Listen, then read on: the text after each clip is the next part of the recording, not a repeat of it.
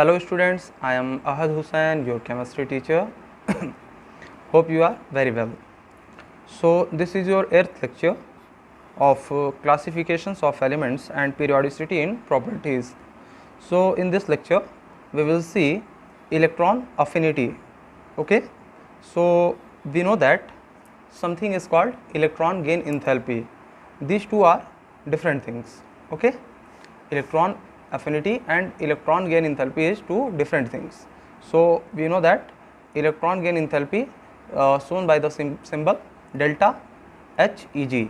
This is the symbol for enthalpy and this is the electron gain enthalpy. Okay, so electron gain enthalpy is denoted by delta Heg. So affinity means love. affinity का क्या मतलब होता है? Love, प्रेम. किससे प्रेम? Electron affinity मतलब electron से love. कितना electrons को लव करता है या अपने पास इलेक्ट्रॉन को लेने की कितनी टेंडेंसी दिखाता है कोई भी एटम, उसी को उसकी क्या बोलते हैं? इलेक्ट्रॉन अफिनिटी बोलते हैं. Okay, so electron affinity is love for electron. Okay, where there is love there is release of energy. So जब भी अट्रैक्शन होगा इलेक्ट्रॉन का, ठीक है ना, न्यूक्लियस की तरफ, तो एनर्जी का रिलीज होगा. ठीक है ना. तो क्या बोलना चाह रहा है ये कि जब भी इलेक्ट्रॉन कोई अट्रैक्ट करना चाहेगा, मतलब उसके प्रति अफेक्शन होगा, तो जब भी अट्रैक्ट करेगा तो किस चीज़ के रिलीज होगी? एनर्जी रिलीज होगी. Okay, the amount of energy released when an electron is added to valence shell of an isolated gaseous atom. इसी को हम क्या बोलते हैं? कितना मतलब एनर्जी रिलीज हुआ जब कोई इलेक्ट्रॉन एटम में क्या किया? एंटर किया. ठीक है, वैलेंस शेल में. कहाँ पे जाएगा इलेक्ट्रॉन? वैलेंस शेल में जाएगा. किस तरह का एटम होगा? आइसोलेटेड गैसियस एटम होगा. ओके, जब भी मतलब कहने का क्या मतलब है, जैसे मान लीजिए इलेक्ट्रॉन किसी एटम में से निकालना है, तो उसके लिए हम क्या करते थे? इलेक्ट्रॉन मतलब उस एटम को एनर्जी देते थे. उस एनर्जी को क्या बोला जाता था? Ionisation energy. यहाँ पे क्या हो रहा है कि इलेक्ट्रॉन देने के बाद एनर्जी रिलीज़ होगी. अगर किसी एटम को एनर्जी दे दीजिए तो इलेक्ट्रॉन क्या होगा? बाहर आ जाएगा. और अगर क्या है, इलेक्ट्रॉन वो अट्रैक्ट करेगा न्यूक्लियस, तो एनर्जी रिलीज़ करेगा. ओके, चलिए. सो इलेक्ट्रॉन गेन एंथैल्पी को पहले हम लोग समझ लेते हैं, फिर उसके बाद हम लोग देखेंगे कि क्या होता है electron affinity. So the enthalpy change during electron gain is called electron gain enthalpy. तो जब इलेक्ट्रॉन को लेने के बाद क्या होता है? एंथैल्पी चेंज आता है. ठीक है ना. इलेक्ट्रॉन एक्सेप्ट करने के बाद जो भी एंथैल्पी चेंज आएगा उसको हम क्या बोलेंगे? Electron gain enthalpy. अभी बच्चों आप लोगों को एंथैल्पी इतना ज़्यादा फेमिलियर नहीं लगता होगा. ठीक है ना, ये क्या चीज़ है? तो सिंपली अभी के लिए आप ये मान लीजिए हीट है ना. लेकिन जो है हम लोग जब थर्मोडायनेमिक्स 11th में ही पढ़ेंगे तो समझेंगे अच्छे से कि ये एंथैल्पी क्या होता है ना. फिर वहाँ पे तो हम लोग को कई चीज़ें बात करनी है. Enthalpy, entropy, Gibbs free energy, ये सारे टर्म्स के बारे में हम लोग हीट वगैरह के बारे में हम लोग थर्मोडायनेमिक्स में बहुत अच्छे से इन डिटेल पढ़ेंगे. आपका सबसे बेस्ट चैप्टर थर्मोडायनेमिक्स है. ओके, तो the enthalpy change during the electron gain is called electron gain enthalpy. जब भी हम इलेक्ट्रॉन को एक्सेप्ट करते हैं कोई भी एटम, तो एनर्जी रिलीज़ होती है, चेंज हो रहा ना, वहाँ पे कुछ ना कुछ एनर्जी उसकी बदल रही है, तो उसी को हम क्या बोलते हैं? Electron gain enthalpy. ओके, जैसे कोई एटम ये है, वो गैसियस फॉर्म में आइसोलेटेड मतलब अकेला है, इसने एक इलेक्ट्रॉन लिया तो क्या बनाएगा? A- बनाएगा. तो साथ ही साथ क्या रिलीज़ करेगा? एनर्जी. जब एनर्जी रिलीज़ कर रहा है इसका मतलब एक्सोथर्मिक है. अगर एनर्जी लेता तो एंडोथर्मिक होता. तो एनर्जी को किधर लिखते हैं? इधर लिखते हैं. लेकिन एक्सोथर्मिक है, एनर्जी रिलीज़ कर रहा है, इसलिए इसको कहाँ लिखते हैं? Right side. आगे चल के जब थर्मोडायनेमिक्स हम लोग पढ़ लेंगे तो यहाँ पे साइड में यहाँ भी नहीं लिखने के बजाय या तो हम माइनस डेल्टा एच लिखते हैं या प्लस डेल्टा एच लिखते हैं. इसका मतलब क्या है? माइनस डेल्टा एच कहीं पे है, ये एनर्जी ना लिख करके माइनस डेल्टा एच लिखा हुआ है, तो मतलब एक्सोथर्मिक है. और एनर्जी की जगह हमने प्लस डेल्टा एच लिख दिया साइड में, इसका मतलब क्या है? एंडोथर्मिक है, एनर्जी उसको चाहिए. ठीक है, ये सब चीज़ें हम लोग थर्मोडायनेमिक्स में अच्छे से क्लियर कर लेंगे. चलिए, सिंस एनर्जी इज रिलीज्ड, तो क्या होगा? ये एक्सोथर्मिक. देखिए यहाँ पे एक कोई आइसोलेटेड गैसियस एटम है, उसने एक इलेक्ट्रॉन लिया, A- बना. तो A- बनने के साथ साथ ये क्या करेगा? इलेक्ट्रॉन एक्सेप्ट कर रहा है ना ये, तो एनर्जी रिलीज़ करेगा. तो इसको हम क्या कहेंगे? इस प्रोसेस को एक्सोथर्मिक रिएक्शन कहते हैं. ठीक है, since energy is released it is that is why it is called exothermic. So delta Eg is equal to negative. मतलब डेल्टा Eg कैसा आएगा? नेगेटिव आएगा ना, इंथैल्पी चेंज क्या होगा, नेगेटिव आएगा। रिलीज हो रही एनर्जी जब भी रिलीज होती है तो डेल्टा मतलब इंथैल्पी चेंज क्या होता है, नेगेटिव, और जब भी गेन होती है एनर्जी की तो डेल्टा एच क्या होता है, positive. Okay, so delta H E G जो है इलेक्ट्रॉन गेन इंथैल्पी क्या होता है, एक्चुअल में माइनस ऑफ इलेक्ट्रॉन अफिनिटी होता है। ओके, बात समझ में आई? अभी के लिए फ़िलहाल इतना समझिए, आगे धीरे धीरे आपको सारी चीज़ें क्रिस्टल क्लियर हो जाएंगी। ठीक है, क्या होता है इलेक्ट्रॉन गेन इंथैल्पी और इलेक्ट्रॉन अफिनिटी में क्या रिलेशन है। इलेक्ट्रॉन गेन इंथैल्पी अगर पॉजिटिव है तो इलेक्ट्रॉन अफिनिटी नेगेटिव होगी, अगर ये नेगेटिव होता तो ये पॉजिटिव हो जाता। ठीक है, बस इतना सा फ़र्क है, मैग्नीट्यूड वगैरह कुछ भी नहीं देखना है, सिर्फ और सिर्फ क्या है, साइन का फ़र्क है। इलेक्ट्रॉन गेन इंथैल्पी पॉजिटिव है तो इलेक्ट्रॉन अफिनिटी क्या है, नेगेटिव है। अगर इलेक्ट्रॉन गेन इंथैल्पी नेगेटिव है तो इलेक्ट्रॉन अफिनिटी क्या होगा, पॉजिटिव। मतलब reverse of electron gain enthalpy is called electron affinity. तो इलेक्ट्रॉन गेन इंथैल्पी इसीलिए मैंने पहले समझा दिया ताकि क्या हो, आपको इलेक्ट्रॉन अफिनिटी समझ में आए। मतलब गेन करने पे जब भी इलेक्ट्रॉन होगा कुछ रिलीज होगा एनर्जी, है ना, उस एनर्जी को हम क्या बोलेंगे, हाँ, इलेक्ट्रॉन गेन इंथैल्पी बोलेंगे। और इलेक्ट्रॉन गेन इंथैल्पी क्या हुआ, माइनस में आया या प्लस में आया तो उसका रिवर्स साइन कर देंगे तो वो क्या हो जाएगा, इलेक्ट्रॉन अफिनिटी हो जाएगा। अब यहाँ पे आप लोगों को बात समझ में आ चुकी होगी क्या होता है इलेक्ट्रॉन अफिनिटी।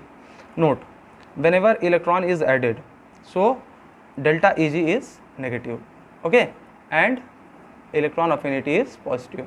तो ये बात आप लोगों को तो बता ही चुके हैं कि जब भी क्या होगा, इलेक्ट्रॉन ऐड होगा, किसी एटम में इलेक्ट्रॉन ऐड होगा तो डेल्टा ई जी की वैल्यू क्या होगी, नेगेटिव, और इलेक्ट्रॉन अफिनिटी जो कि उसका उल्टा होता है, रिवर्स होता है, वो क्या हो जाएगा, पॉजिटिव।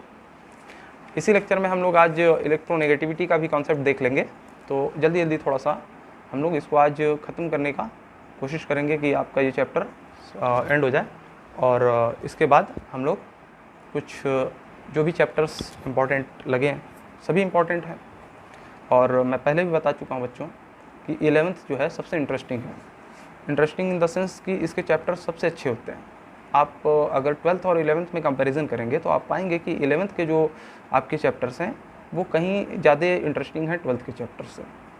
ओके, फिजिकल केमिस्ट्री की बात करिए, इनऑर्गेनिक की बात करिए या ऑर्गेनिक की बात करिए, तीनों इसका बहुत बेस्ट है। ऑर्गेनिक तो आपको 12th में ज़्यादा पढ़ना है तो ऑर्गेनिक में नहीं आप कंपैरिजन कर सकते हैं, लेकिन 11th का जो आपका ये हो गया, क्या बोलते हैं, मोल कॉन्सेप्ट हो गया पहला, some basic concept of chemistry. दूसरा आपका इंपॉर्टेंट एटॉमिक स्ट्रक्चर, बहुत बेस्ट चैप्टर्स हैं ये सब। तीसरा रेडॉक्स रिएक्शन, और इनऑर्गेनिक का एक पोर्शन है केमिकल बॉन्डिंग, सबसे बेस्ट। 4 ये हो गए। Chemical bond, chemical equilibrium, ionic equilibrium बहुत ही इंपॉर्टेंट। स्टेट्स ऑफ मैटर बहुत इंपॉर्टेंट है ये भी, और थर्मोडाइनमिक्स सबसे मोस्ट इंपॉर्टेंट, मतलब सबसे बेहतरीन।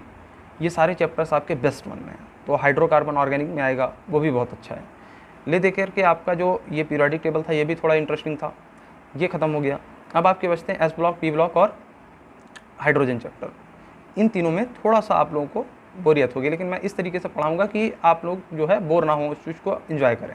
तो थोड़ा सा आप लोग पेशेंस रखेंगे, जिस चैप्टर को आप कहेंगे स्टार्ट कर देंगे हम पहले। मैं तो चाहता हूँ कि जो थोड़ा सा बोरिंग हो वही पहले पढ़ लिया जाए, है ना, ताकि उसको जल्दी जल्दी ख़त्म करने के बाद हम लोग ज़्यादा टाइम दे सकें जो हमारे मेन चैप्टर्स हैं। आप लोग की जो भी राय हो हमें कमेंट में आप लोग बता दीजिएगा।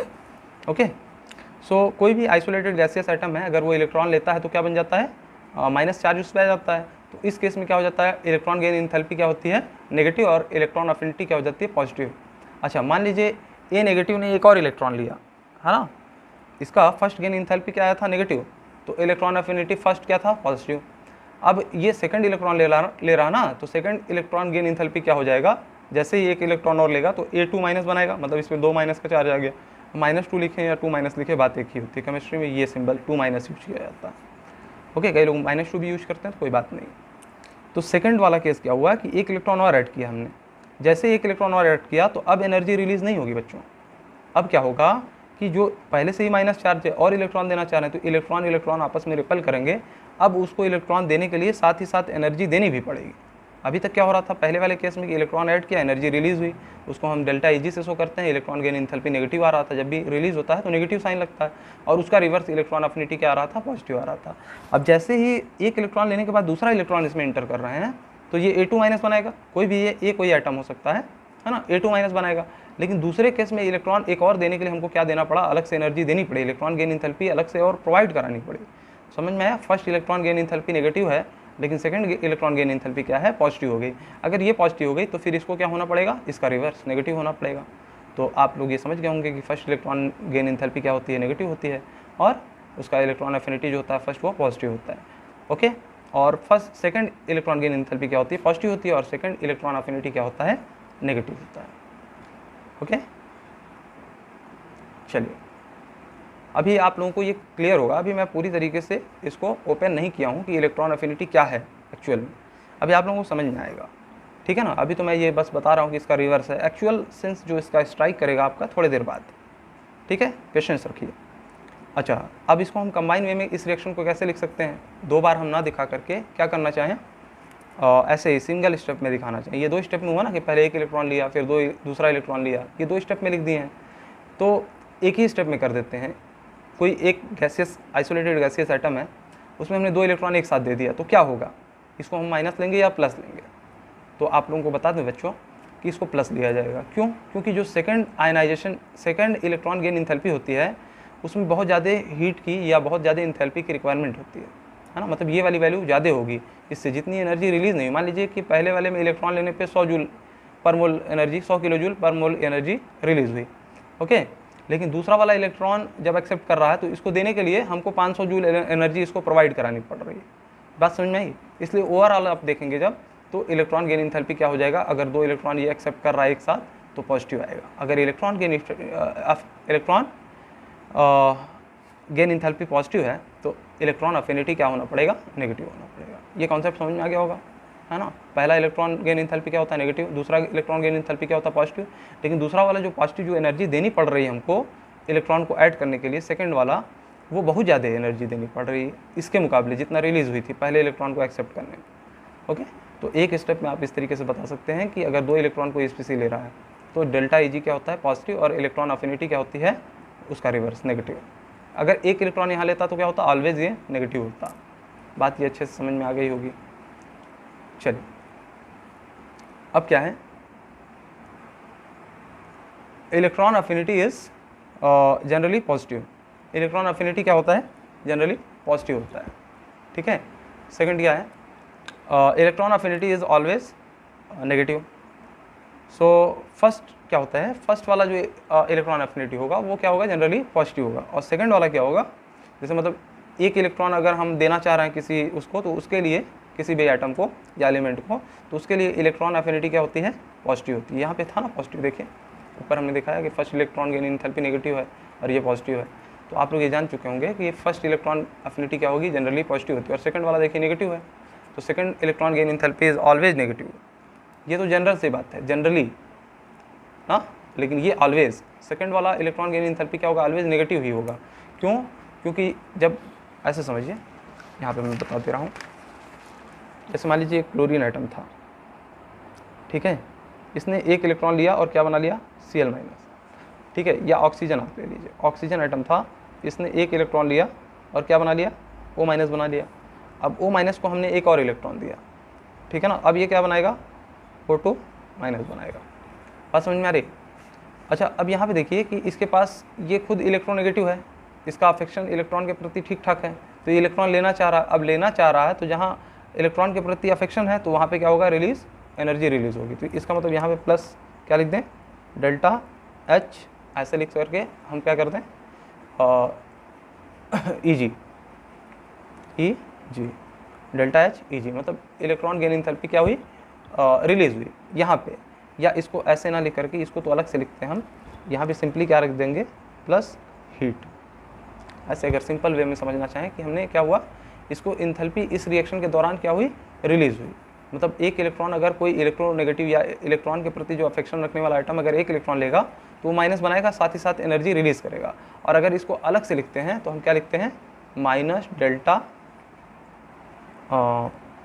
Heg, है ना। मतलब माइनस डेल्टा Heg, मतलब इलेक्ट्रॉन गेन इंथैल्पी क्या है? ये माइनस है। बात समझ में आ गई होगी, ठीक है। अब यहाँ पे क्या हो रहा है ये हमें नहीं समझना है, तो हम समझा चुके हैं। हमें मेन फोकस इस पर करना है कि जैसे ही एक इलेक्ट्रॉन लिया ना बच्चों, ये अब मान लीजिए इसका कुछ न्यूक्लियस था, पहले इसका कुछ ऐसा साइज था, है ना। और यहाँ पे इलेक्ट्रॉन थे कुछ, यहाँ पे इलेक्ट्रॉन थे इसके चारों तरफ। अब जब उसने एक इलेक्ट्रॉन ले लिया है तो कुछ इसका साइज बड़ा भी हो जाएगा और साथ ही साथ सेल नहीं बदलेगा, सेल ये ना बदलिए। मान लीजिए इलेक्ट्रॉन थे पहले, है ना, अब एक इलेक्ट्रॉन और आ गया, मतलब इलेक्ट्रॉन की डेंसिटी ज़्यादा हो गई, ठीक है ना। अब डेंसिटी ज़्यादा हो गई तो अब एक और इलेक्ट्रॉन आना पड़ चाहेगा, तो ये सारे इलेक्ट्रॉन मिल करके उसको क्या करेंगे, रिपेल करेंगे बाहर की तरफ। बस ये मेन बात है कि जैसे ही एक इलेक्ट्रॉन ऐड कर दिया तो इनकी डेंसिटी, इलेक्ट्रॉन डेंसिटी यहाँ पे ज़्यादा हो गई। अब ज़्यादा हो गई तो बाहर से और इलेक्ट्रॉन को आने नहीं देंगे, रिपेल करेंगे। अब इलेक्ट्रॉन को अगर आना है अंदर तो उसको एनर्जी देनी पड़ेगी, ठीक है ना। इसमें आने के लिए इस स्पीसी को हमको एनर्जी देनी पड़ेगी ताकि क्या हो जाए, इलेक्ट्रॉन एंटर कर जाए। इसीलिए क्या होता है, सेकंड इलेक्ट्रॉन गेन एंथैल्पी क्या हो जाती है, पॉजिटिव हो जाती है। ओके, और अगर second electron gain enthalpy positive हो गया तो हमारा जो इलेक्ट्रॉन अफिनिटी है वो नेगेटिव हो जाएगा। इलेक्ट्रॉन गेन एंथैल्पी अगर आप समझ गए तो इलेक्ट्रॉन अफिनिटी को आप रिवर्स कर लीजिए। ओके, तो second electron gain enthalpy is always, electron affinity is always negative क्यों है, क्योंकि हाई रिपल्सन होता है इलेक्ट्रॉन के बीच में। जो अंदर इलेक्ट्रॉन पहले से है और जो अब आएगा, मतलब पहला इलेक्ट्रॉन आने तो देगा ऑक्सीजन, लेकिन दूसरा इलेक्ट्रॉन जब आप देंगे उसको तो वो ज़्यादा रिपेल करेगा, इसलिए एनर्जी उसको हमको प्रोवाइड करानी पड़ेगी। अब कैसे प्रोवाइड कराते हैं, ऐसा नहीं है कि हम लेकर के हल्का सा बस हीट कर दिए हो गया, उसका अलग है, रिएक्शन में ही आप लोग धीरे धीरे समझते जाएंगे, है ना। चलिए, formation of multivalent anion is always accompanied by negative electron affinity. तो इसका क्या मतलब है, formation of multivalent anion is always accompanied by negative electron affinity. Multivalent मतलब एक से ज़्यादा इलेक्ट्रॉन जो ले रहा है स्पीसी, है ना। जैसे ऑक्सीजन 2 इलेक्ट्रॉन लेता है, पहला इलेक्ट्रॉन क्या होगा, पहला इलेक्ट्रॉन अफिनिटी क्या होगा, ऐसे सोचिए, पहला इलेक्ट्रॉन गेन एंथैल्पी क्या होता है, नेगेटिव, तो पहला इलेक्ट्रॉन अफिनिटी क्या होगा, पॉजिटिव। यानी ऑक्सीजन ने दूसरा इलेक्ट्रॉन लिया तो दूसरा इलेक्ट्रॉन गेन एंथैल्पी क्या होता है, पॉजिटिव, तो दूसरा इलेक्ट्रॉन अफिनिटी क्या होगा, नेगेटिव होगा। तो मल्टी वैलेंट मतलब क्या है कि एक से ज़्यादा, मतलब 2 ले या 3 ले इलेक्ट्रॉन। जैसे नाइट्रोजन हो गया, नाइट्रोजन 3 इलेक्ट्रॉन एक्सेप्ट करता है, तो नाइट्रोजन जो है पहला तो आपका जो इसका इलेक्ट्रॉन गेन एंथैल्पी होगा नाइट्रोजन का, 1 इलेक्ट्रॉन लेने पे वो नेगेटिव होगा, तो इलेक्ट्रॉन अफिनिटी फर्स्ट क्या होगा, पॉजिटिव होगा। Okay, second electron gain enthalpy of nitrogen positive होगा, तो इलेक्ट्रॉन अफिनिटी क्या होगा, नेगेटिव होगा।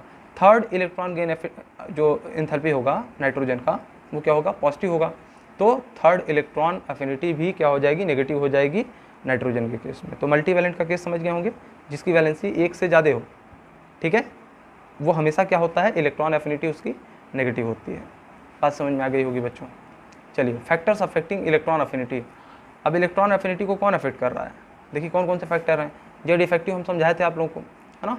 तो जेड इफेक्टिव क्या होता है, अगर जेड इफेक्टिव ज़्यादा बढ़ेगा तो इलेक्ट्रॉन अफिनिटी भी बढ़ेगी। तो हम जानते हैं लेफ्ट से राइट जाते समय क्या होता है, जेड इफेक्टिव बढ़ता है, इफेक्टिव न्यूक्लियर चार्ज बढ़ता है ऑन वैलेंस शेल इलेक्ट्रॉन पर, ठीक है ना, उसी को जेड इफेक्टिव बोला जाता है। तो जब जेड इफेक्टिव बढ़ेगा तो इलेक्ट्रॉन अफिनिटी भी बढ़ेगा। मतलब क्या है कि जैसे हम कहते हैं ना, Z effective is inversely proportional to the size. मान लीजिए साइज छोटा है तो ये न्यूक्लियस इस इलेक्ट्रॉन को आसानी से खींच पाता है। अगर साइज बड़ा हो गया तो वैलेंस शेल के इलेक्ट्रॉन को ये न्यूक्लियस उतनी तेज़ी से खींच नहीं पाएगा। इसका मतलब साइज छोटा है तो इलेक्ट्रॉन क्या है, जेड इफेक्टिव ज़्यादा है। अगर जेड इफेक्टिव ज़्यादा है तो एक चीज़ और समझिए बच्चों कि इस इलेक्ट्रॉन को ये न्यूक्लियस ज़्यादा अच्छे से खींच पा रहा है, मतलब इस न्यूक्लियस का इस इलेक्ट्रॉन के प्रति अफेक्शन ज़्यादा है, यानी इलेक्ट्रॉन अफिनिटी भी ज़्यादा होगा। किसका ज़्यादा होगा, जिसका जेड इफेक्टिव ज़्यादा होगा। बात समझ में आ गई। तो electron affinity is directly proportional to Z effective. तो जेड इफेक्टिव बढ़ेगा तो इलेक्ट्रॉन अफिनिटी बढ़ेगी। अच्छा, साइज से क्या इसका रिलेशन है, किसका, इलेक्ट्रॉन अफिनिटी के बारे में पढ़ रहा है। तो electron affinity is inversely proportional to the size. Size बढ़ेगी तो इलेक्ट्रॉन अफिनिटी कम होगी, साइज छोटी होगी तो इलेक्ट्रॉन अफिनिटी ज़्यादा होगी। ये सारी चीज़ें आप लोग समझ चुके हैं। Third, electronic configuration. Half filled and fully filled subshells are stable, है ना। हाफ फिल्ड और फुली फिल्ड सबसेल्स आर क्या है, stable. They will not take electron, so electron affinity for such configuration is less.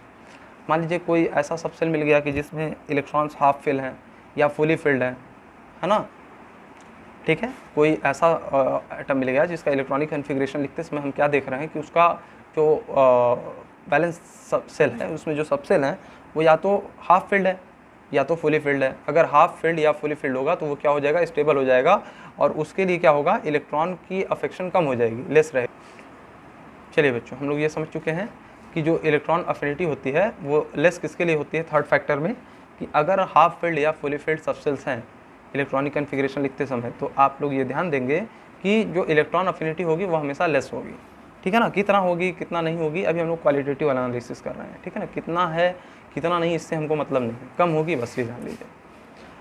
अच्छा, periodic trends in electron affinity. अब electron affinity का जो है पीरियोडिक ट्रेंड क्या है। अब पीरियड में हम अगर राइटवर्ड चलते हैं, जैसे बोरान, कार्बन, ऐसे आगे बढ़ते जाते हैं ना, नाइट्रोजन, ऑक्सीजन, फ्लोरीन, ऐसे आगे बढ़ते चले जाते हैं, तो क्या होता है, जेड इफेक्टिव बढ़ता है। हम जानते हैं राइटवर्ड चलने में पीरियोडिक टेबल में जेड इफेक्टिव बढ़ता है, और जेड इफेक्टिव बढ़ता है तो साइज घटता है, और साइज घटता है तो इलेक्ट्रॉन अफिनिटी बढ़ती है। तो इसीलिए Z effective is directly proportional two electron affinity, मैंने पिछले वाले स्लाइड में लिखा था। तो जेड इफेक्टिव बढ़ेगा राइटवर्ड चलने में पीरियड में, तो साइज घटेगा, साइज घटेगा तो इलेक्ट्रॉन अफिनिटी बढ़ेगी, इसलिए Z effective is directly proportional two electron affinity. Z effective बढ़ेगा तो डायरेक्ट हम कह सकते हैं इलेक्ट्रॉन अफिनिटी भी बढ़ेगी। अच्छा, ये पीरियड में हम लोग समझ लिए कि इलेक्ट्रॉन अफिनिटी का क्या होता है। अब हम लोग चले आए ग्रुप में। ग्रुप में क्या होता है, अगर साइज बढ़ेगा तो इलेक्ट्रॉन अफिनिटी क्या है, घटेगी, है ना। ग्रुप में हम नीचे जैसे जाते हैं, अब ऐसा नहीं है कि ग्रुप में हम ऊपर जाएंगे तो साइज बढ़ेगा या नीचे जाएंगे साइज बढ़ेगा, ये सारी चीज़ें आपको पता होनी चाहिए कि ऊपर जाने पर क्या होता है, नीचे जाने पर क्या होता है। नीचे जाने पे साइज बढ़ता है, क्यों, क्योंकि सेल जो है ऐड होते हैं, है ना। जैसे आप मान लीजिए, ये समझिए, एक ग्रुप क्या है, hydrogen, lithium, sodium, potassium, rubidium और सीजियम। तो इसका साइज क्या है, छोटा रहेगा, इसका साइज बड़ा होगा, इसका और बड़ा होगा, इसका और बड़ा होगा। जैसे जैसे हम ग्रुप में नीचे जाएंगे साइज क्या हो जाता है, बढ़ता है। अगर साइज बढ़ता है तो बेटा क्या हो जाएगा, आपका इलेक्ट्रॉन अफिनिटी घट जाएगी। साइज के इन्वर्सली प्रोपोर्शनल बताए थे ना सेकंड पॉइंट, तो जैसे जैसे नीचे जाएंगे साइज बढ़ेगा तो इलेक्ट्रॉन अफिनिटी घटेगी। बात समझ में आई। तो अगर हमसे पूछ ले कोई कि लिथियम, सोडियम और पोटेशियम में इलेक्ट्रॉन अफिनिटी आप बताइए, तो आप तुरंत क्या कह देंगे, पोटेशियम। लेकिन हम लोग कभी भी मेटल्स की बात नहीं करते, हम लोग किसकी बात करेंगे, नॉन मेटल्स की, जैसे कि फ्लोरीन, क्लोरीन, ब्रोमीन, आयोडीन और एस्टाटीन। अब इसमें हमसे पूछे कोई कि इलेक्ट्रॉन अफिनिटी जो है क्या है, किसकी ज़्यादा है, तो हम जानते हैं नीचे जाने पे क्या होता है, साइज बढ़ता है। तो जैसे जैसे नीचे जाएंगे इलेक्ट्रॉन अफिनिटी कम होती जाती है। इसमें एक एक्सेप्शन मिलेगा, हम देखते हैं कि फ्लोरीन की सबसे ज़्यादा इलेक्ट्रॉन अफिनिटी होनी चाहिए, लेकिन क्या होता है कि फ्लोरीन का साइज बहुत छोटा होता है। अब इलेक्ट्रॉन आने की, एक्सेप्ट करने की इसकी टेंडेंसी, खींचने की, मतलब इलेक्ट्रोनेगेटिविटी तो सबसे ज़्यादा होती है, लेकिन इलेक्ट्रॉन अफिनिटी इसकी सबसे कम होती है, ठीक है ना। इसमें मोस्ट इलेक्ट्रॉन अफिनिटी क्लोरीन की होती है। ये एक क्वेश्चन आप लोग का इंपॉर्टेंट है, एक कॉन्सेप्ट, अभी इसको मैं समझाऊंगा अभी, लेकिन ध्यान में रखिए कि जो हैलोजन ग्रुप है उसमें ट्रेंड तो ये होना चाहिए कि नीचे जाने पे इलेक्ट्रॉन अफिनिटी घटेगी। लेकिन हो क्या रहा है कि जैसे फ्लोरीन से क्लोरीन पे आ रहे हैं, तो क्लोरीन की इलेक्ट्रॉन अफिनिटी फ्लोरीन से ज़्यादा है। दो टर्म याद रखिए, इलेक्ट्रोनेगेटिविटी फ्लोरीन की ज़्यादा है, इलेक्ट्रॉन अफिनिटी किसकी ज़्यादा है, क्लोरीन की। अब इलेक्ट्रोनेगेटिविटी का कॉन्सेप्ट अभी इसके बाद में आगे समझाऊंगा। तो ग्रुप में क्या हो रहा है, नीचे जाने पे क्या हो रहा है, साइज बढ़ रहा है, और इलेक्ट्रॉन अफिनिटी क्या हो रही है, घट रही है। Size is less means nucleus is closer two electron, so attraction is more, so electron affinity is more. अगर साइज छोटा है, इसका मतलब जो वैलेंस सेल का इलेक्ट्रॉन है, जो आने वाला इलेक्ट्रॉन है, वो न्यूक्लियस से काफ़ी करीब है ना, तो फोर्स ऑफ अट्रैक्शन ज़्यादा लगेगा ना। So force of attraction is more, किसके लिए, इलेक्ट्रॉन के लिए, किसका, न्यूक्लियस का। न्यूक्लियस ज़्यादा फोर्स लगा करके इलेक्ट्रॉन को खींच पा रहा है, क्योंकि साइज छोटी है ना, तो न्यूक्लियस से ज़्यादा पास रहेगा इलेक्ट्रॉन जो आने वाला है, इंटर करने वाला है ना। तो क्या हो जाएगा, इलेक्ट्रॉन अफिनिटी बढ़ जाएगी, ज़्यादा होगी उसकी। Electron affinity is in a period. अच्छा चलिए पीरियड में थोड़ा सा डिटेल में बात कर लेते हैं, है ना। फर्स्ट पीरियड में कौन होता है, सिर्फ हाइड्रोजन इधर होता है, इधर हीलियम होता है। तो हाइड्रोजन की क्या होती है, इलेक्ट्रॉन अफिनिटी क्या होती है, ज़्यादा होती है हीलियम से। हाइड्रोजन ज़्यादा क्यों होती है, क्योंकि हाइड्रोजन जो है यहाँ पे दूसरा रीज़न हो जाता है बच्चों, है यहाँ पे सिर्फ साइज और जेड इफेक्टिव से ना कंपेरिजन करिए, क्योंकि ये हीलियम इनर्ट गैस में आता है ना। इनर्ट गैस का हमेशा ही क्या होगा, इलेक्ट्रॉन अफिनिटी लो होगा, ठीक है। तो हाइड्रोजन एक इलेक्ट्रॉन लेगा तो ये क्या बनाएगा, ड्यूप्लेट कंप्लीट करेगा, तो ये स्टेबिलिटी की तरफ बढ़ रहा है। एंड हम लोग केमिस्ट्री में जानते हैं कि एवरीथिंग इज़ फॉर स्टेबिलिटी, है ना। Every elements wants to reduce its energy to gain stability, यही केमिस्ट्री का फंडामेंटल है, ठीक है ना। तो हाइड्रोजन क्या करना चाहेगा, इलेक्ट्रॉन लेना चाहेगा, एक्सेप्ट करना चाहेगा, तो इसकी अफिनिटी ज़्यादा है। हाइड्रोजन की क्या है, अफिनिटी ज़्यादा है हीलियम से। फर्स्ट पीरियड में हो गया, आप लोग समझ गए, ठीक है। सेकंड पीरियड क्या है, अब हम तो ये जानते हैं कि राइटवर्ड चलने पे क्या होता है, जेड इफेक्टिव बढ़ता है तो इलेक्ट्रॉन अफिनिटी बढ़नी चाहिए, तो हीलियम की ज़्यादा होनी चाहिए ना। लेकिन बच्चों यहाँ पे केस उल्टा है। ये हम लोग किससे कंपेयर कर रहे हैं, ये नोबल गैस से कंपेयर कर रहे हैं। नोबल गैस कभी भी इलेक्ट्रॉन देना या लेना नहीं चाहते हैं, देते ही लेते नहीं हैं, ऐसा नहीं है बच्चों। अब जो है काफ़ी कंपाउंड नोबल गैस के भी मिल रहे हैं, है ना। नोबल जो भी एलिमेंट हैं उनके कंपाउंड अब मिलने लगे हैं, जैसे जेनान का फ्लोराइड, ऑक्साइड, ये सब मिलने लगा है। पहले क्या माना जाता था कि नोबल गैस रिएक्ट नहीं करते हैं। हाँ, तो इन लोगों की टेंडेंसी नहीं होती है इलेक्ट्रॉन को एक्सेप्ट करने की, लेकिन बहुत फोर्स किया जाए तो क्या करेंगे, ये भी एक्सेप्ट कर लेते हैं। ठीक है, अब हीलियम वगैरह का नहीं, लेकिन नीचे जब जाएंगे आप एलिमेंट्स जैसे जेनॉन वगैरह, तो उसमें दिखता है हम लोगों को कि जो है वो रिएक्ट कर लेते हैं। तो फर्स्ट पीरियड में आप लोग को समझ में आ गया कि हाइड्रोजन की इलेक्ट्रॉन एफिनिटी हीलियम से ज़्यादा है। पीरियड 2 में आप आ जाइए, तो पीरियड 2 में कौन कौन से एलिमेंट होते हैं, lithium, beryllium, boron, carbon, nitrogen, oxygen, fluorine, neon.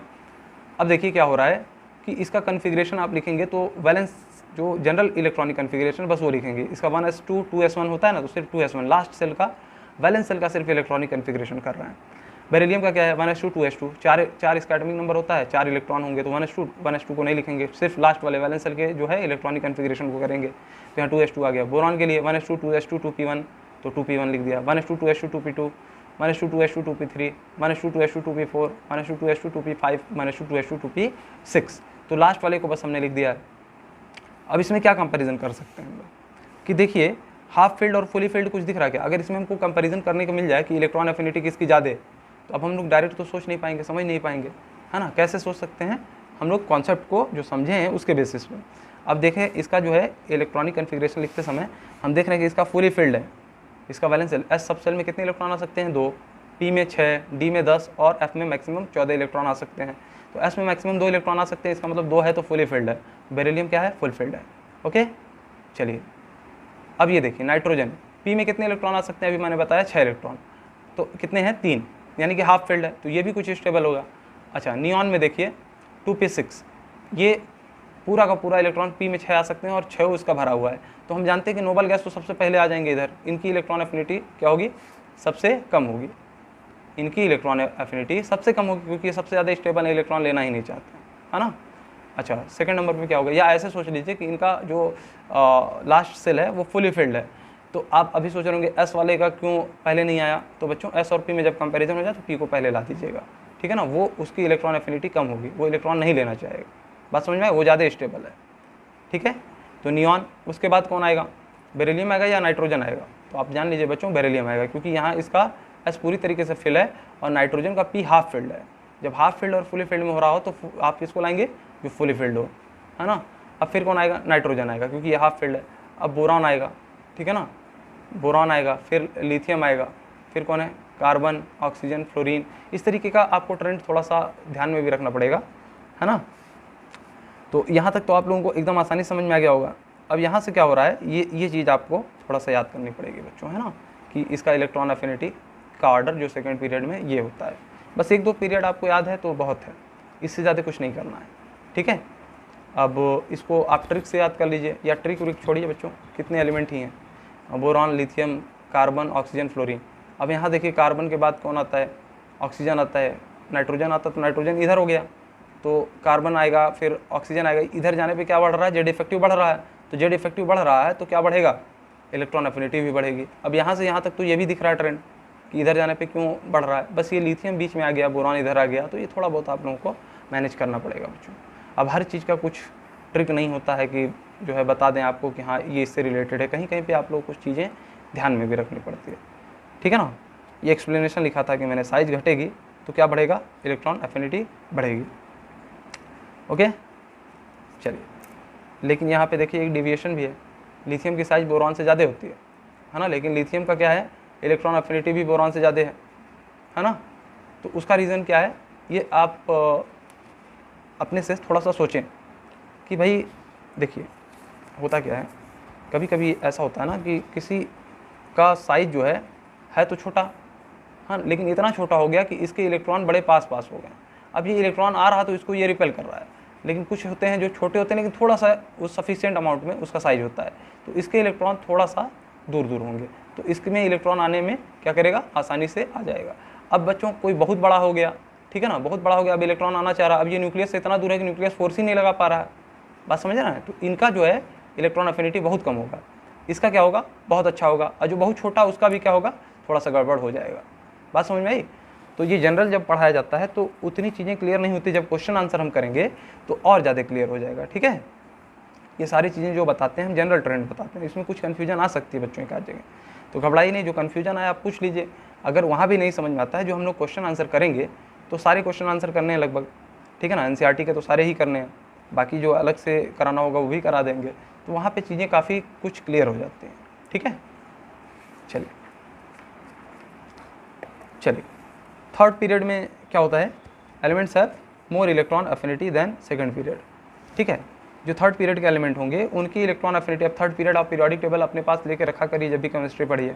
Third period में देखिए कौन सा कहाँ से स्टार्ट होता है, हाइड्रोजन, लिथियम, सोडियम, सोडियम से स्टार्ट होगा, ठीक है ना, सोडियम से राइटवर्ड चलते चले जाइए, आपका थर्ड पीरियड आ गया। Okay, third period elements have more electron affinity than second period elements. अब देखिए हमने क्यों बोला था कि क्लोरीन की इलेक्ट्रॉन अफिनिटी फ्लोरीन से ज़्यादा होती है। फ्लोरीन क्या है, सेकंड पीरियड का एलिमेंट है, क्लोरीन क्या है, थर्ड पीरियड का एलिमेंट है। और आप ये रूल गांठ बांध कर रख लीजिए कि जो थर्ड पीरियड का एलिमेंट होगा उसका सेकंड पीरियड के एलिमेंट से इलेक्ट्रॉन अफिनिटी ज़्यादा होगी। यानी कि जैसे ही यहाँ पीरियड बढ़ रहा है, मतलब नेक्स्ट पीरियड में जा रहे हैं, तो इलेक्ट्रॉन अफिनिटी बढ़ रही है। ओके, बाकी आप नीचे जाएंगे, थर्ड से फोर्थ में जाएंगे तो फिर से घटने लगेगी, फोर्थ से फिफ्थ में जाएंगे तो फिर से घटने लगेगी, है ना, इस तरीके का ट्रेंड आता है। फिफ्थ से सिक्स में जाएंगे, नीचे जैसे जैसे जाते जाएंगे क्या होगा, इलेक्ट्रॉन एफिनिटी घटती जाएगी क्योंकि साइज बढ़ता जा रहा है, ठीक है ना। लेकिन सेकंड और थर्ड में क्या है, आप याद रखेंगे कि थर्ड पीरियड का इलेक्ट्रॉन एफिनिटी हमेशा ज़्यादा होता है सेकंड पीरियड से। अब इतने से आपके क्वेश्चन बन जाएंगे, है ना। It contradict the fact that size is, if size is increases electron affinity decreases. नीचे जाने पे तो साइज बढ़ रहा है ना, सेकंड पीरियड से थर्ड पीरियड वाले के एलिमेंट के साइज ज़्यादा होंगे, फ्लोरीन से क्लोरीन का साइज बड़ा होगा, तो इसका फ्लोरीन का इलेक्ट्रॉन एफिनिटी ज़्यादा होना चाहिए, क्लोरीन का कम होना चाहिए। लेकिन यहाँ पे क्या होता है, उल्टा हो जाता है, रिवर्स हो जाता है। तो यही एक एक्सेप्शन नहीं कह सकते हैं इसको, ये ट्रेंड है, ठीक है बच्चों। एक पूरे पीरियड के लिए हो रहा ना बच्चों। अगर एक्सेप्शन क्या होता है, जब एक कोई एलिमेंट ना उस चीज़ को फॉलो करे, रूल को। यहाँ पे क्या है, पूरा का पूरा पीरियड ही एक क्या कर रहा है, इस ट्रेंड में चल रहा है कि सेकंड पीरियड के जितने भी एलिमेंट होंगे उसके रिस्पेक्टिव थर्ड पीरियड वाले एलिमेंट अपने से नीचे वाले से कम इलेक्ट्रॉन एफिनिटी, यानी थर्ड पीरियड वाले एलिमेंट के जो भी एलिमेंट होंगे उनका अपने से ऊपर वाले एलिमेंट से ज़्यादा इलेक्ट्रॉन एफिनिटी होगी। बाकी नीचे जब जाएंगे तो इलेक्ट्रॉन एफिनिटी घट जाएगी। Okay, but we know that the second period has very less size. अब हम जानते हैं कि सेकंड पीरियड का साइज बहुत कम हो जाता है ना। फर्स्ट पीरियड में तो हम लोग जानते हैं हाइड्रोजन और हीलियम होता है, उसमें ज़्यादा बात ही नहीं करनी है। सेकंड पीरियड से हमारे कुछ एलिमेंट स्टार्ट होते हैं, तो इसलिए उसके बारे में ज़्यादा बात करते हैं। तो सेकंड पीरियड का साइज इतना छोटा है कि इलेक्ट्रॉन लेने के लिए उसके पास पर्याप्त मात्रा में जगह ही नहीं है। जैसे इलेक्ट्रॉन आना चाह रहा है, इंटर इलेक्ट्रॉनिक रिपल्सन होने लग रहा है। अब रिपल्सन हो रहा है तो वो जो है इलेक्ट्रॉन एफिनिटी घट जा रही है। अट्रैक्शन होगा तभी ना इलेक्ट्रॉन एफिनिटी बढ़ेगी, ठीक है। बात आपको अच्छे से समझ में आ गई होगी। चलिए अब देख लीजिए इलेक्ट्रॉनिक अफिनिटी इन ग्रुप। अच्छा, इलेक्ट्रॉन अफिनिटी इन ग्रुप, तो ग्रुप 13 में आप लोग को एलिमेंट्स याद हैं, boron, aluminium, gallium, indium, thallium. 14 carbon, silicon, germanium, tin, lead. और 15 में क्या, nitrogen, phosphorus, arsenic, antimony, bismuth. और 16 में क्या होता है, oxygen, sulphur, selenium, tellurium, polonium. और 17 में क्या होता है, fluorine, chlorine, bromine, iodine, astatine. अच्छा, आप एक चीज़ देख रहे होंगे कि ये थर्ड पीरियड के एलिमेंट है, वो ऊपर आ गए हैं। यहाँ पे क्या होना चाहिए, boron, aluminium, gallium, indium, thallium, इस तरीके का कुछ होना चाहिए। लेकिन यहाँ हुआ क्या कि एल्यूमिनियम की सबसे ज़्यादा हो गई, है ना। और गैलियम की, एल्यूमिनियम के बाद कौन आता है, बोरॉन, एल्यूमिनियम, गैलियम, इंडियम। देखिए ये तो सीधे जा रहा, लेकिन बोरॉन का सबसे ऊपर होना चाहिए क्योंकि सबसे छोटी साइज इसकी है। अब नीचे जाने पर साइज बढ़ रही है तो इलेक्ट्रॉन एफिनिटी नीचे घटनी चाहिए। लेकिन बोरॉन क्या होता है, सबसे ज़्यादा की बजाय सबसे कम हो जाता है। क्यों ऐसा हो जाता है, क्योंकि इसका साइज बहुत छोटा है। छोटा होने की वजह से इंटर इलेक्ट्रॉनिक रिपल्सन ज़्यादा होता है, जिसकी वजह से इसकी इलेक्ट्रॉन एफिनिटी बहुत कम हो जाती है बच्चों। 14 ग्रुप में आ जाइए। 14 ग्रुप में भी वही ट्रेंड है। देखिए क्या होना चाहिए, कार्बन जो है ना, कार्बन की जो है सिलिकॉन से ज़्यादा होनी चाहिए क्योंकि सिलिकॉन का साइज बड़ा है। लेकिन हम जानते हैं कि कार्बन किस पीरियड में आता है, सेकंड में। सिलिकॉन किस पीरियड में आता है, थर्ड में। थर्ड की हमेशा ग्रेटर होती है इलेक्ट्रॉन एफिनिटी सेकंड से, इसलिए सिलिकॉन की कार्बन से ज़्यादा होगी। लेकिन कार्बन यहाँ इसकी तरह बोरॉन की तरह यहाँ नीचे नहीं चला आया, ठीक है ना, ये ध्यान में रखिएगा। तो सिलिकॉन से ज़्यादा, सिलिकॉन की किससे ज़्यादा है, कार्बन से। बाकी वही सीधे carbon, silicon, germanium, tin, lead. तो उसके बाद जर्मेनियम आएगा, है ना। कार्बन से कम जर्मेनियम की है, जर्मेनियम से कम टिन की है, टिन से कम लेड की है। क्या है ये, इलेक्ट्रॉन एफिनिटी। और 15th ग्रुप में आ जाइए, phosphorus, nitrogen, phosphorus, arsenic, antimony, bismuth होता है ना। ये आप पीरियोडिक टेबल में देखेंगे तो आपके पास क्या एलिमेंट लिखा रहेगा, nitrogen, phosphorus, arsenic, antimony, nitrogen, phosphorus, arsenic, antimony, bismuth. लेकिन हम क्या जान रहे हैं कि इलेक्ट्रॉन एफिनिटी के बारे में देख रहे हैं ना, तो ये हम पीरियोडिक टेबल थोड़ी देख रहे हैं, हम तो इलेक्ट्रॉन एफिनिटी के बारे में देख रहे हैं। तो थर्ड पीरियड का जो फास्फोरस है उसका सेकंड पीरियड वाले नाइट्रोजन से ज़्यादा इलेक्ट्रॉन एफिनिटी होगा, इसलिए वो ऊपर आ गया, है ना। तो फिर उसके बाद क्या है, वही जनरल ट्रेंड, नाइट्रोजन फास्फोरस में वो बदल जाएगा, बाकी आर्सेनिक एंटीमनी बिस्मथ में सेम वही ऑर्डर रहेगा, नीचे जाने पे घटेगा इलेक्ट्रॉन एफिनिटी। अच्छा 16th पीरियड में क्या हो रहा है, फिर वही बात, oxygen sulphur selenium tellurium polonium होना चाहिए, है ना। तो ऑक्सीजन का सल्फर से ज़्यादा होना चाहिए, साइज़ छोटा है ऑक्सीजन का, लेकिन क्या होता है कि इंटर इलेक्ट्रॉनिक रिपल्सन इतना ज़्यादा हो जाता है कि इसका सल्फर से तो कम छोड़िए, सबसे कम इलेक्ट्रॉन एफिनिटी हो जाता है। सेम केस ये वाला जो 13 ग्रुप वाला है, वही ट्रेंड इसका भी हो गया, है ना। देखिए सल्फर जो है 3rd पीरियड का, तो इसका सबसे ज़्यादा। उसके बाद आपका क्या है, सेलेनियम टेलुरियम और फिर उसके बाद ऑक्सीजन आ गया। पोलोनियम वगैरह के बारे में बात नहीं करनी है हमें, ठीक है, उसको आप स्किप कर दीजिए अभी, बस आप लोग जनरली अंडरस्टैंड कर लीजिए हम क्या कहना चाह रहे हैं। क्लोरीन, फ्लोरीन, ब्रोमीन, आयोडीन होना क्या चाहिए, फ्लोरीन, क्लोरीन, ब्रोमीन, आयोडीन ऐसा लिखा होना चाहिए, लेकिन क्या हुआ कि 3rd पीरियड के एलिमेंट की वजह होने की वजह से क्लोरीन का इलेक्ट्रॉन एफिनिटी फ्लोरीन से ज़्यादा हो गया और ऑर्डर ये मिल गया उनको। We know 2nd period electron affinity is less, so aluminium is greater than gallium. तो ये बात बस जनरल सी हो गई, ठीक है, इसको आप कोई मतलब नहीं है, स्किप कर सकते हैं। इतना पूरा समझने के बाद तो एक लाइन में कोई मतलब ही नहीं रह गया। चलिए एग्जांपल्स देख लेते हैं। The formation of oxide ion requires first an exothermic and then endothermic process because. अच्छा ये क्या कह रहा है कि जब फॉर्मेशन ऑफ ऑक्साइड आयन होता है तो हम जानते हैं कि ऑक्साइड आयन जब बनेगा तो O2- बनाता है, यानी 2 इलेक्ट्रॉन उसको चाहिए। तो पहला वाला जो होगा वो क्या होगा, एक्सोथर्मिक होगा, यानी पहला इलेक्ट्रॉन जब लेगा तो एनर्जी वो रिलीज़ करेगा, लेकिन जब दूसरा इलेक्ट्रॉन देने जाएंगे तो क्या होगा, एंडोथर्मिक हो जाएगा वो प्रोसेस, मतलब एनर्जी क्या देना पड़ेगा उसको, है ना। तो फर्स्ट आयन जो इलेक्ट्रॉन अफिनिटी वाला होगा वो क्या होगा, मतलब ये प्रोसेस क्या होगा। अभी इलेक्ट्रॉन अफिनिटी मत सोचिए, ये सोचिए कि ये प्रोसेस एंडोथर्मिक है या एक्सोथर्मिक, एनर्जी रिलीज़ हो रही है या मिल रही है। तो पहला इलेक्ट्रॉन ऐड करेंगे तो एनर्जी रिलीज़ होगी, दूसरा इलेक्ट्रॉन ऐड करेंगे तो एनर्जी उसको देनी पड़ेगी। तो प्रोसेस क्या हो जाएगा, जब एनर्जी रिलीज़ हो रही तो एक्सोथर्मिक, एनर्जी देनी पड़ रही तो एंडोथर्मिक। अब ये देखिए ऑक्सीजन ने 1 इलेक्ट्रॉन लिया, O- बनाया, तो एनर्जी क्या हुई, रिलीज़ हुई। कितना रिलीज़ हुई, 142 किलो जूल पर मोल।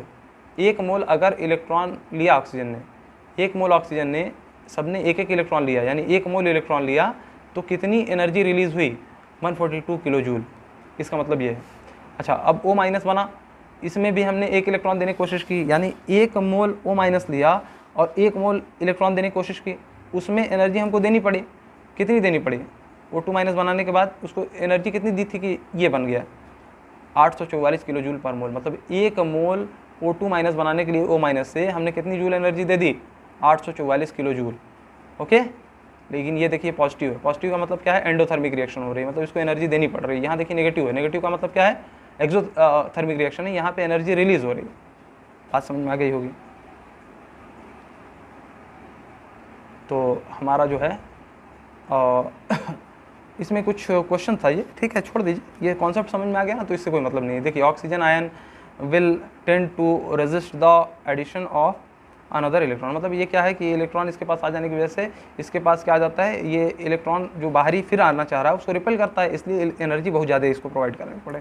ये कॉन्सेप्ट बहुत समझिए, इसको छोड़ दीजिए आप, ठीक है ना। वो जब हम लोग क्वेश्चन आंसर करेंगे तो बहुत बेटर एनालाइज करेंगे। Statement 1, fluorine atom has less electron affinity than chlorine. देखिए मैंने बताया था ना कि क्लोरीन की फ्लोरीन से ज़्यादा होती है, होना किसका चाहिए, फ्लोरीन का साइज छोटा होता है तो जेड इफेक्टिव उसका ज़्यादा है, तो इसका क्या होना चाहिए, इलेक्ट्रॉन अफिनिटी ज़्यादा होनी चाहिए। लेकिन साइज छोटा होते होते इतना ज़्यादा छोटा हो गया बच्चों कि क्लोरीन का जो है अफिनिटी बढ़ गया, इसमें इलेक्ट्रॉनिक रिपल्सन होने की वजह से इसकी अफिनिटी घट गई। ओके, इलेक्ट्रोनेगेटिविटी और electron affinity two both are different things. Fluorine की इलेक्ट्रोनेगेटिविटी ज़्यादा होती है, 4 होती है, क्लोरीन की इलेक्ट्रोनेगेटिविटी कम होती है, 3.53 होती है। ओके, देखिए फ्लोरीन की 4 होती है, क्लोरीन ऑक्सीजन की 3.5 होती है, नाइट्रोजन और क्लोरीन की लगभग इक्वल 3 के अप्रॉक्सीमेटली होती है ना। अभी इसमें भी कुछ वैल्यू मैं दे दूंगा जो मेन है इलेक्ट्रोनेगेटिविटी में आगे, है ना बच्चों। चलिए तो पहला स्टेटमेंट क्या हो गया, फ्लोरीन की क्लोरीन से कम होती है इलेक्ट्रॉन अफिनिटी। सेकंड स्टेटमेंट क्या है, additional electrons are repelled more strongly by 2p electrons in fluorine atom than 3p electrons in chlorine. ये बात मैंने समझा दी है। क्या समझाया है कि जो मान लीजिए कि इलेक्ट्रॉन आएगा, वैलेंस सेल कौन सा इनका, फ्लोरीन के लिए 2p है, -2 2s2 2p 5 -2 2s2 2p 5, यही इसका इलेक्ट्रॉनिक कन्फिग्रेशन होता है, क्योंकि इसका एटॉमिक नंबर 9 होता है और इसके पास इलेक्ट्रॉन 9 होते हैं, ठीक है ना। अब क्लोरीन का देखिए, इसके पास 17 इलेक्ट्रॉन होंगे क्योंकि एटॉमिक नंबर 17 है, तो 1s2 2s2 2p 6 3s2 3p 5, यानी एक इलेक्ट्रॉन किस में आना चाह रहा है, फ्लोरीन में 2p में आना चाह रहा है, और क्लोरीन में किस में आना चाह रहा है, 3p में आना चाह रहा है। तो 3p की साइज़ क्या है, कन्वीनियंट है, यहाँ पे रिपल्सन उतना ज़्यादा नहीं होगा क्योंकि साइज़ थोड़ा ठीक ठाक है, एवरेज में है। और 2p की साइज़ बहुत छोटी होने की वजह से यहाँ पे इंटर इलेक्ट्रॉनिक रिपल्सन ज़्यादा हो जाता है, जिसकी वजह से इसकी एफिनिटी कम हो जाती है फ्लोरीन की। ये चीज़ मैं पहले भी एक्सप्लेन कर चुका हूँ। ओके, तो electron affinity of chlorine is greater than electron affinity of fluorine, ये हम जानते हैं, स्टेटमेंट के फॉर्म में ये पढ़ लिए। चलिए अब क्या है इंपॉर्टेंट, ये देख लीजिए। ग्रुप 16 में कौन कौन से एलिमेंट है, ऑक्सीजन, सल्फर, सेलेनियम, टेलुनियम और पोलोनियम। और ग्रुप 17 में कौन होता है, फ्लोरीन, क्लोरीन, ब्रोमीन, आयोडीन और एस्टाटीन। हम जानते हैं कि राइट वर्ड चलने पे जेड इफेक्टिव बढ़ता है तो इलेक्ट्रॉन अफिनिटी भी बढ़ेगी। तो ये सीधी सी बात है, उसी पे रिलेट कर रहा है कि ऑक्सीजन से ज़्यादा फ्लोरीन की होगी, सल्फर से ज़्यादा क्लोरीन की होगी, राइट वर्ड चलेंगे जेड इफेक्टिव बढ़ेगा तो क्या होगा, इलेक्ट्रॉन अफिनिटी बढ़ जाएगी। यहाँ पे कोई वो है ही नहीं, डिविएशन नहीं है, कोई एक्सेप्शन नहीं है। Note, second electron affinity is always exothermic. Exothermic मतलब एंडोथर्मिक, सॉरी एंडोथर्मिक मतलब हमको हीट देनी पड़ेगी, एंथैल्पी हमको प्रोवाइड करनी पड़ेगी। सेकंड मतलब दूसरा इलेक्ट्रॉन ऐड करने के लिए हमको क्या करना पड़ेगा, हीट देनी पड़ेगी उसको, ठीक है ना, because of inner electronic repulsion, मतलब अंदर के इलेक्ट्रॉन क्या करना चाह रहे हैं, रिपेल करना चाह रहे हैं। पहला इलेक्ट्रॉन जैसे ही डाला तो अंदर इलेक्ट्रॉन डेंसिटी बढ़ गई और वो बाहरी इलेक्ट्रॉन अब दूसरा जो आ रहा है उसको रिपेल करना चाहेंगे। तो ये सारी बातें हमने आप लोगों से डिस्कस कर ली है। रिवीजन ऑफ प्रीवियस टॉपिक्स, अच्छा पहले के कुछ टॉपिक्स आप लोगों से रिवाइज कर लिया जाए। आयनाइजेशन एनर्जी क्या होती है, एनर्जी रिक्वायर्स टू और given to remove an electron from outermost shells of isolated gases atom. मतलब आइसोलेटेड गैसेस एटम है कोई, अगर इलेक्ट्रॉन को निकालना है तो एनर्जी प्रोवाइड करनी पड़ती है, उसी को हम लोग क्या बोलते हैं, आयनाइजेशन एनर्जी बोलते हैं। इलेक्ट्रॉन एफिनिटी अभी हम लोग देख लिए कि energy release when electron is inserted into outermost shell of an isolated gaseous atom. दोनों में आइसोलेटेड गैसियस एटम की बात हो रही है, इलेक्ट्रॉन देना पड़ रहा है, इसमें इलेक्ट्रॉन दे रहे हैं तो अफेक्शन की वजह से जो एनर्जी रिलीज होगी उसको इलेक्ट्रॉन एफिनिटी बोलेंगे, है ना। आयनाइजेशन एनर्जी मतलब इलेक्ट्रॉन निकालने के लिए एनर्जी देनी पड़ती है, इलेक्ट्रॉन एफिनिटी मतलब अफेक्शन की वजह से एनर्जी रिलीज हो रही है। अच्छा, we are going to see electronegativity. Okay, property to attract shared pair of electron या बॉन्डेड एटम्स। तो ये क्या होता है इलेक्ट्रोनेगेटिविटी, जैसे अफिनिटी में क्या है कि सिंगल इलेक्ट्रॉन एटम की बात कर रहे हैं, आइसोलेटेड गैसियस एटम की, लेकिन इसमें क्या होता है, जैसे कोई कोवेलेंट बॉन्ड होगा, जैसे HCl ले लीजिए, है ना।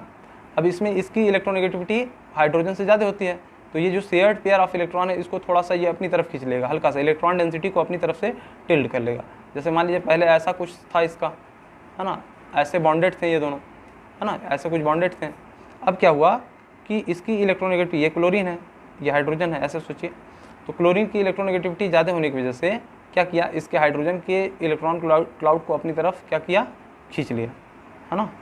इसको ऐसे देखिए, इतना बड़ा नहीं बनाइए। तो अब क्या हुआ, हाइड्रोजन का थोड़ा सा इलेक्ट्रॉन क्लाउड उधर चला गया, है ना, क्लोरीन की तरफ, ठीक है। तो ये अपनी तरफ खींच ले रहा है, जिसकी वजह से इस पर क्या आ जाएगा, पार्शियल नेगेटिव आ जाएगा, इस पर पार्शियल पॉजिटिव आ जाएगा।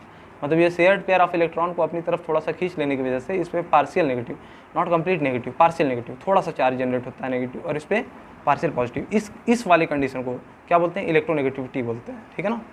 Electronegativity is the phenomenon of bonded pair of electrons, है ना, बॉन्डेड पेयर्स ऑफ एटम्स के लिए होता है ये, ठीक है। जब दो एटम बॉन्डेड हो, और वो किस लिए था, आयनाइजेशन एनर्जी और electron affinity, single isolated gaseous atom की बात कर रहे थे, ठीक है। It is not a property of isolated atom like ionisation energy and electron affinity, it is a property of bonded molecule या बॉन्डेड एटम्स बोल सकते हैं इसको, ठीक है। Electronegativity is a property to attract shared pair of electrons towards itself.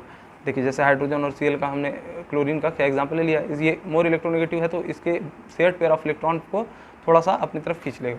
बात आप नहीं समझ रहे हैं तो आप ऐसे समझिए, हाइड्रोजन के पास 1 इलेक्ट्रॉन होता है, क्लोरीन के पास बैलेंस सेल में 7 इलेक्ट्रॉन होते हैं, है ना। अब इसको बॉन्डिंग करनी है तो यहाँ पे क्या होता है, कंप्लीट ट्रांसफर ऑफ इलेक्ट्रॉन नहीं होता, शेयरिंग ऑफ इलेक्ट्रॉन होता है। अब ये हम लोग आयनिक बॉन्ड और कोवेलेंट बॉन्ड से जब समझेंगे तो इस चीज़ को सीखेंगे। तो दोनों के बीच में शेयरिंग होता है, ये इलेक्ट्रॉन अपना थोड़ा इधर रख देता है, ये इधर रख देता है ना। अब ये इलेक्ट्रॉन पे इसका भी हक है, इसका भी हक है ना। अब क्या हो रहा है कि क्लोरीन जो है ज़्यादा इलेक्ट्रोनेगेटिव है तो इस शेयर्ड पेयर ऑफ इलेक्ट्रॉन को थोड़ा सा अपनी तरफ और खींच लेगा, है ना, बाकी उसके पास ऐसे है ही है। अब देखिए ये क्लोरीन की तरफ थोड़ा सा ज़्यादा चला गया हाइड्रोजन, तो इसकी वजह से इस पर पार्शियल नेगेटिव आएगा और इस पर पार्शियल पॉजिटिव आएगा, डाइपोल जनरेट हो जाएगा, है ना। इसी को हम लोग इलेक्ट्रोनेगेटिविटी बोलते हैं। Okay, chlorine is more electronegative and hence attracts shared pair of electrons towards itself and hence develops partially negative charge on chlorine. Okay, chlorine पे क्या हो जा रहा है, पार्शियल नेगेटिव चार्ज आ जा रहा है क्योंकि ये मोर इलेक्ट्रोनेगेटिव एलिमेंट है। ओके बच्चों, difference between electron affinity and electronegativity, इनके बीच में डिफरेंस देख लीजिए। इलेक्ट्रॉन अफिनिटी क्या होता है, this is the property of isolated atom, this is the property of covalent bonded atoms, ठीक है ना, बॉन्डेड एटम्स के बारे में ये बात करता है, ये सिंगल एटम के बारे में बात करता है। This is about accepting electron, ये मतलब इलेक्ट्रॉन पूरी तरीके से लेने की बात कर रहा है, ठीक है ना। और इलेक्ट्रोनेगेटिविटी क्या होता है, this is about attracting electron, अपनी तरफ सिर्फ खींचने की बात हो रही है, एक्सेप्ट करने की बात नहीं हो रही, ठीक है ना। इलेक्ट्रोनेगेटिविटी क्या होती है, इलेक्ट्रॉन को अपनी तरफ खींचने की टेंडेंसी, और इलेक्ट्रॉन अफिनिटी क्या होती है, अपने अंदर पूरा ले लेने की टेंडेंसी, है ना। इलेक्ट्रॉन को अपने एटम में पूरी तरीके से समाहित कर लेने की टेंडेंसी को हम इलेक्ट्रॉन अफिनिटी कहते हैं। ओके अच्छा, fluorine is good at attracting electron but it can't accept electron because of its less size fluorine का छोटा होने की वजह से ये तो गुड इलेक्ट्रॉन नेगेटिविटी, इसकी अट्रैक्ट करने की टेंडेंसी तो बहुत अच्छी है, लेकिन एक्सेप्ट नहीं कर पा रहा है। जैसे इलेक्ट्रॉन पास आ रहा है, एकदम पास आ जा रहा है, अब इंटर होने ही वाला है तो इलेक्ट्रॉनिक रिपल्सन इतना ज़्यादा हो जा रहा है कि वो नहीं आ पा रहा है। तो इलेक्ट्रोनेगेटिविटी इसकी अच्छी है, लेकिन इलेक्ट्रॉन अफिनिटी उतनी अच्छी नहीं है। Chlorine is good at accepting electron, chlorine क्या है, इसकी इलेक्ट्रोनेगेटिविटी फ्लोरीन से कम है, लेकिन इसके पास पर्याप्त जगह है सफिशिएंट अमाउंट में कि इलेक्ट्रॉन को एक्सेप्ट कर सके, ठीक है ना। But it is not that much good at attracting electron, मतलब इसकी इलेक्ट्रोनेगेटिविटी कम है।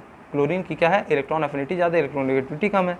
फ्लोरीन की इलेक्ट्रोनेगेटिविटी ज़्यादा है और इलेक्ट्रॉन अफिनिटी कम है ना। देखिए यहाँ लिख दिए हैं दोनों चीज़, इलेक्ट्रॉन अफिनिटी कम है किसकी, फ्लोरीन की, इलेक्ट्रॉन नेगेटिविटी ज़्यादा है, इलेक्ट्रॉन अफिनिटी ज़्यादा है, इलेक्ट्रोनेगेटिविटी कम है। ये दोनों का कंपैरिजन बहुत इंपॉर्टेंट है, फ्लोरीन और क्लोरीन का आप याद रखिएगा। अच्छा, factors affecting electron negativity, same वही चीज़ है, इलेक्ट्रोनेगेटिविटी भी वही है same. Factors affecting electronegativity directly proportional है जेड इफेक्टिव को, जेड इफेक्टिव न्यूक्लियर चार्ज बढ़ेगा, इलेक्ट्रोनेगेटिविटी बढ़ेगी। Electronegativity is inversely proportional to 1 upon size, मतलब साइज के इनवर्सली प्रोपोर्शनल है, साइज बढ़ेगी तो इलेक्ट्रोनेगेटिविटी घटेगी। Electronegativity is directly proportional to percentage of s character. अब ये बच्चों जो है हाइब्रिडाइजेशन का केस है, अभी हाइब्रिडाइजेशन आप लोग जब तक केमिकल बॉन्डिंग नहीं पढ़ेंगे तो समझ में नहीं आएगा एस कैरेक्टर क्या होता है, या ऑर्गेनिक में इसका यूज ज़्यादा है। तो मैं इसको आप लोगों को अभी की जगह, टाइम ज़्यादा होता तो मैं अभी एक्सप्लेन करता इसे, लेकिन टाइम हमारे पास कम होने की वजह से मैं इसे केमिकल बॉन्डिंग में एक्सेप्ट वो कर दूंगा एक्सप्लेन, या आप लोग मैसेज करिएगा, अगर नहीं समझ में आएगा तो मैं बताऊंगा थोड़ा क्या होता है, ठीक है ना।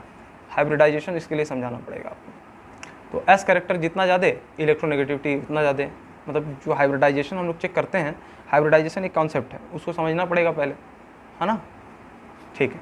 तो एस कैरेक्टर जिसका जितना ज़्यादा, ये वाला आप कॉन्सेप्ट उतना मत भी ध्यान रखिए तो भी कोई बात नहीं, ये ध्यान देखिए। अगर इलेक्ट्रोनेगेटिविटी हम चाहते हैं ज़्यादा हो तो जेड इफेक्टिव ज़्यादा होना पड़ेगा, यानी राइटवर्ड जब चलेंगे पीरियड में तो इलेक्ट्रोनेगेटिविटी क्या होगी, बढ़ेगी।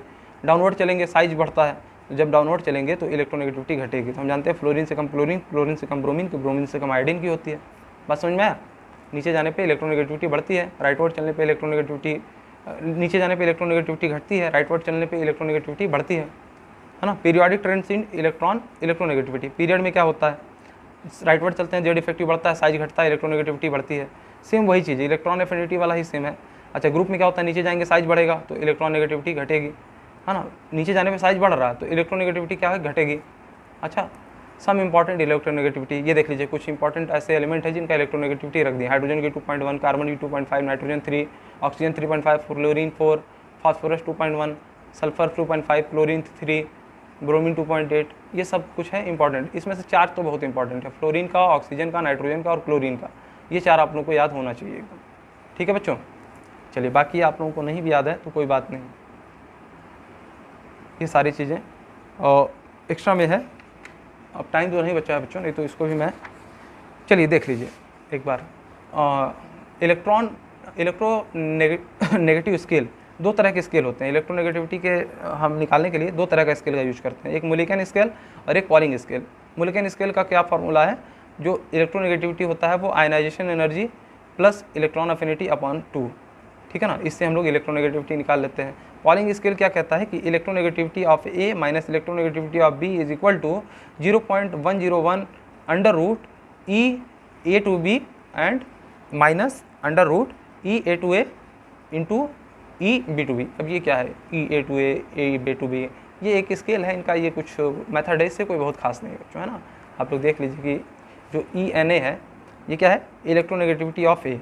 ई एन ए क्या दिखा रहा है, इलेक्ट्रोनेगेटिविटी ऑफ ए, ये इलेक्ट्रोनेगेटिविटी ऑफ ए की वैल्यू है, मान लीजिए ये दी हुई है, ठीक है बच्चों, ये इलेक्ट्रोनेगेटिविटी ए की वैल्यू दी है, ये इलेक्ट्रोनेगेटिविटी ऑफ बी की वैल्यू दी है, is equal to 1.0101 under root electron, ये क्या है, ई ए बी क्या है, E A B bonded energy of A B bond in kilojoule per mole. तो ए बी क्या है, बॉन्डेड एनर्जी है, ठीक है ना, ए बी के बीच में कितना एनर्जी जो है रिलीज़ हुआ है बॉन्ड बनने में, है ना, वो बॉन्डेड एनर्जी कहलाती है, ठीक है ना, लैटिस एनर्जी वगैरह हम लोग आगे पढ़ेंगे, माइनस ई ए टू है, bonded energy of A to A, A के बीच में कितनी बॉन्डेड एनर्जी है, ठीक है, किलो जूल पर मोल में होती है, ये सब चीज़ें आगे हम लोग सीखेंगे, ठीक है।